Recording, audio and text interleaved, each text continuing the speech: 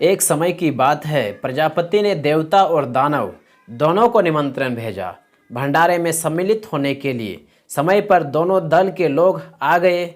विजय के समय प्रजापति ने कहा, अपनी बुद्धिमत्ता से भोजन करना पड़ेगा, अब हम विजय करवाएंगे। लेकिन एक बात की जानकारी देता हूँ, खाते समय डेढ़ डेढ़ हाथ की चम्मच सबके हाथों में बांधी जाएगी। क्या आप लोग स्वीकार करते हैं? सब ने स्वीकार किया। हाँ। दानवों की पंक्तिबद्ध करा के भोजन हेतु बैठाया गया।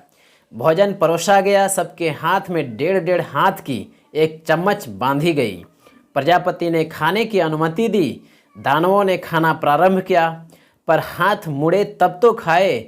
हाथ ही नहीं मुड़ने के कारण सभी के हाथ दूसरे की तरफ जाने लगे। इससे आपस में विवाद शुरू हो गया। सभी एक दूसरे से आवेश में कहने लगे, हमारे भाग में क्यों हाथ दिया? मारपीट, उठापटक, खून खराबा सब हो गया। सब दानव भूखे प्यासे उठ गए। दानवों ने सोचा, हम लोगों के खाने में तो मारपीट, खून खराबा सब हो गया, देखें देवता लोगों को कैसे खिलाते हैं। देवताओं की बारी आई। बुलावा हुआ। उनके हाथ में भी डेढ़ डेढ़ हाथ की चम्मच बांधी गई। देवताओं ने आपस में विचार किया, दानव लोग खा नहीं सके, मारपीट तक हो गई, हम लोगों को बुद्धिमत्ता से खाना होगा। लाठियां बंधी रहने के कारण अपने हाथ नहीं मुड़ सकेंगे, इसलिए विचार किया कि अपना हिस्सा उठाकर आपको खिला दूंगा और मेरा हिस्सा उठाकर आप मुझे खिला दीजिए। ऐसा विचार करके वे लोग आमने सामने खाने बैठे। भोजन परोसा गया। प्रजापति ने भोजन प्रारंभ करने का आग्रह किया। देवता लोग एक दूसरे के मुंह में भोजन डालते गए।